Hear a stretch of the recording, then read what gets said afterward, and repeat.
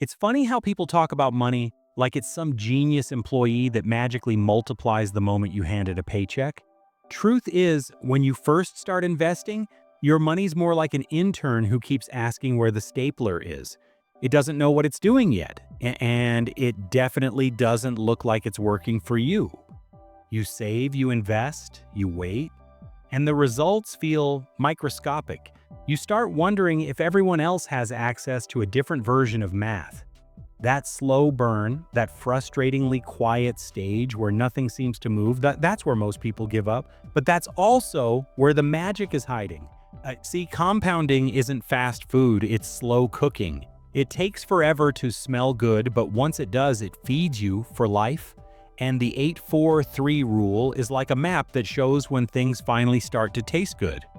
The idea is simple. If you start in your 20s, you've got roughly 8 decades ahead of you. In your 30s, you've got 4. In your 40s, about 3. The earlier you plant, the longer your tree gets to soak up sunlight. But that's the surface level. The deeper truth? Compounding doesn't reward effort immediately. It rewards endurance. Imagine someone named Liam. 23, fresh out of college, not rich, not poor, just trying to figure it out. He decides to invest $400 every month into a boring index fund. No timing, no gambling, no hot picks, just autopilot. At first, it feels like he's pouring money into a black hole. He checks after a year with nothing spectacular. 5 years later, still underwhelming. It's like lifting weights but not seeing muscle, but he keeps going. Because even though the numbers are small, something invisible is forming, momentum. Now, fast forward 10 years, he's invested about 60 grand. His portfolio is around 75. Nothing to brag about at a party, but here's the thing. He's trained himself to invest without emotion. And that habit, that's worth more than any return. Meanwhile, his older cousin Ava starts investing at 45. She puts in $2,000 a month and thinks she'll catch up. But she won't, because she's missing what Liam gave his money. Time. Time is the multiplier nobody can buy back. The first decade is like the crawl phase. You're pushing a boulder uphill, barely seeing movement. Every contribution looks insignificant, but beneath that silence, interest is building muscle. And the weird part, you won't feel it working until suddenly it's all that's working. That's where Liam finds himself by his mid-30s. The dividends coming in are small but real. A few $100s that he didn't lift a finger for. He reinvests every bit, and those tiny checks start hiring workers. That's when compounding becomes self-aware. People love to talk about passive income, but this is what it actually looks like. Painfully slow, almost boring, then suddenly alive. And Liam raises his contribution to $800 a month, not because he's trying to beat the market, he's just giving more oxygen to something that's already growing. His contributions after 20 years sit around $156,000. His portfolio is nearing $400,000. Half of that didn't come from him, it came from growth feeding on itself. Most people never make it to this point because they get bored during the crawl. They jump from trend to trend, crypto 1 year, gold the next. They mistake movement for progress. Liam does the opposite. He stays still, the market drops, headlines scream, everyone's panicking, and he just shrugs, sets another auto transfer, and walks away. That's the hidden skill of compounding. Emotional silence.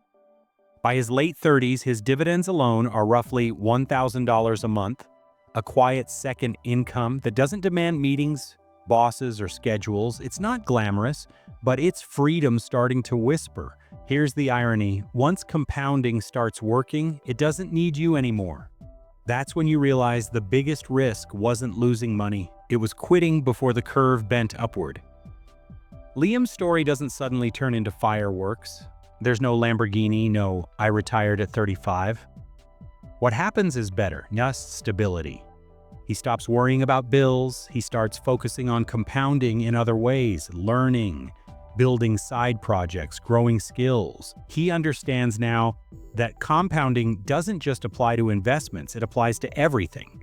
Consistency in any direction eventually turns invisible effort into visible results. By 40, he's earning more, saving more, investing more, But none of it feels like discipline anymore. It's automatic. His money and mindset are compounding in sync. And that's when the 8-4-3 rule reveals its deeper meaning.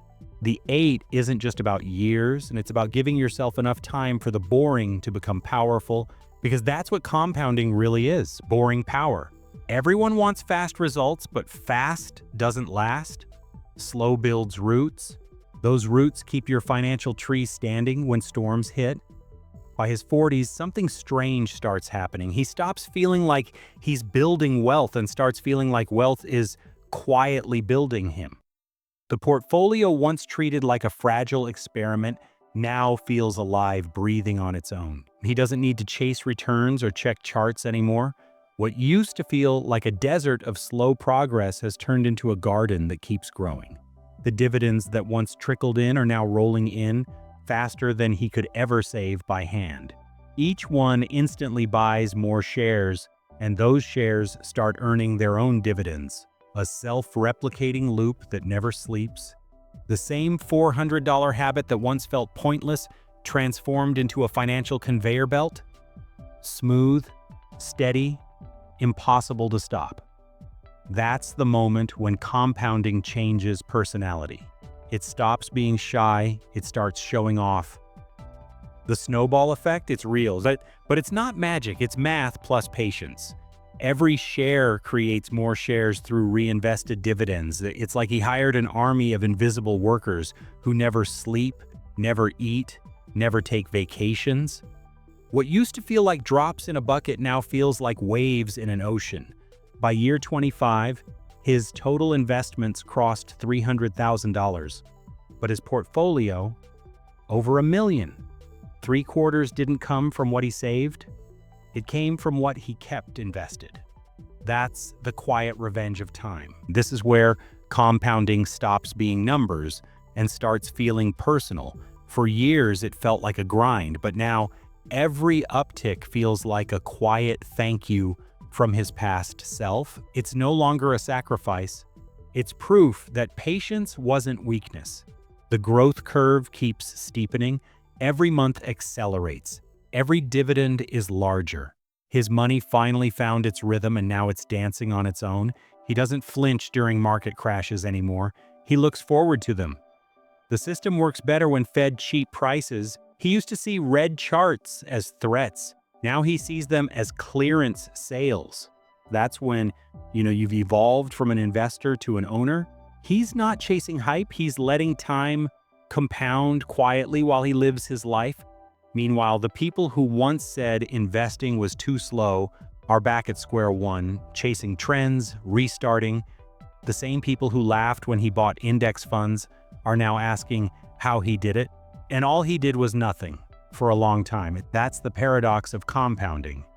The less you try to force it, the better it works. By his late 40s, passive income from his portfolio covers most expenses: rent, utilities, groceries, all handled by dividends from decisions made 20 years ago.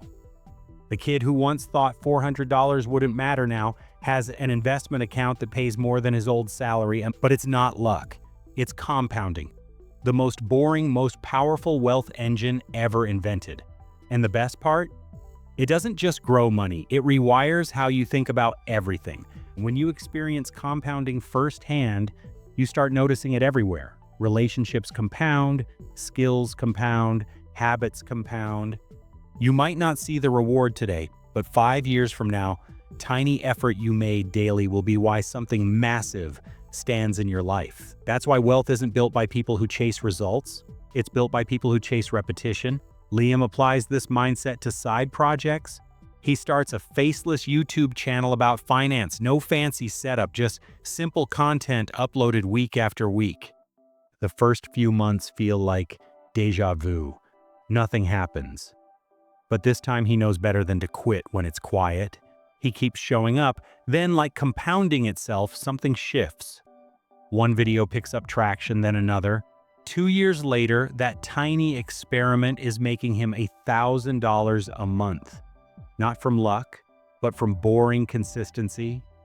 Everything worth having grows the same way, quietly then all at once. He doesn't spend it, he invests it, and that's how compounding feeds itself. One engine fueling another. When the market drops 10%, he doesn't panic.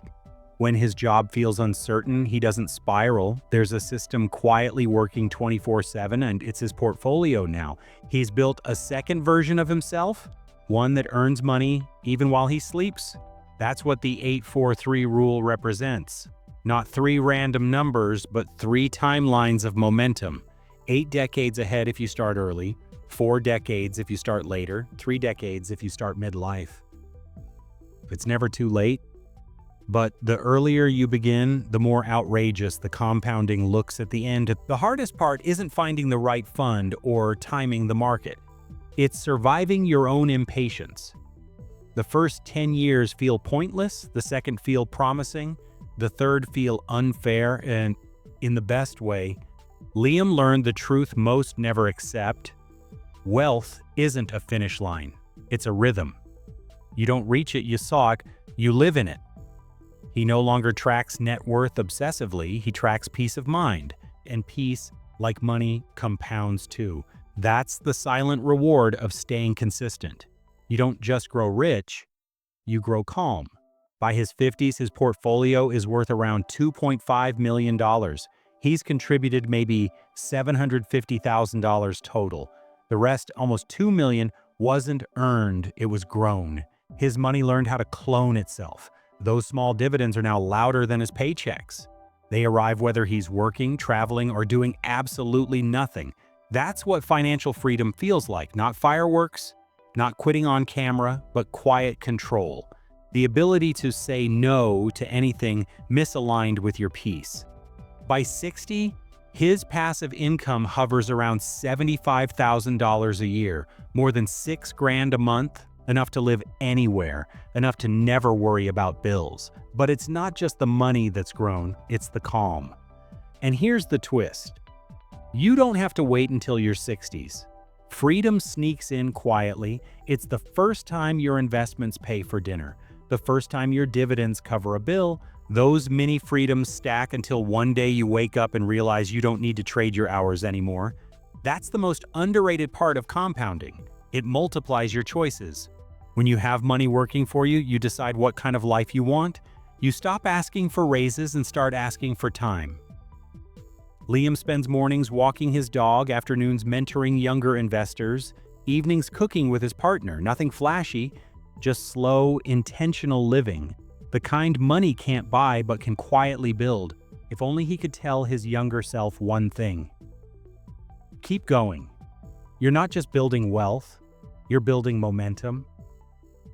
That's the hardest part for anyone starting out, trusting growth they can't see. But every great thing compounds: muscles, skills, relationships, money. Small, repeated actions that feel invisible eventually become impossible to ignore. That's what makes the 8-4-3 rule powerful. It's not a formula, it's a philosophy. 8 decades of potential if you start early, 4 if you start later, 3 if you start midlife. In every version, you win, as long as you stay.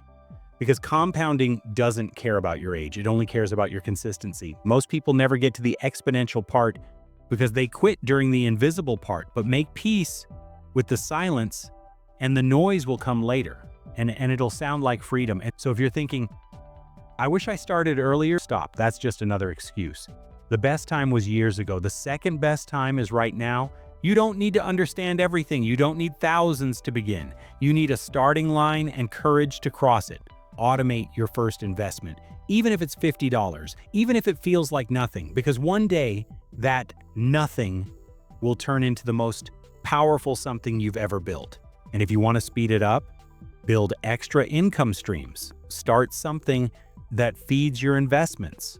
A channel, a side hustle, anything that compounds your cash flow. You don't need to show your face. You just need to show up. That's how compounding multiplies itself. One system feeding another, momentum looping endlessly. Do one thing today. Don't just watch this video, act on it. Start small, automate it, forget it, and let time handle the rest. And when it gets boring, perfect. That means it's working, because compounding always feels slow, right until it doesn't. And when it finally takes off, it doesn't just change your bank account, it changes your life. If this hits you, hit subscribe, because this channel is where slow, boring wealth quietly turns into freedom.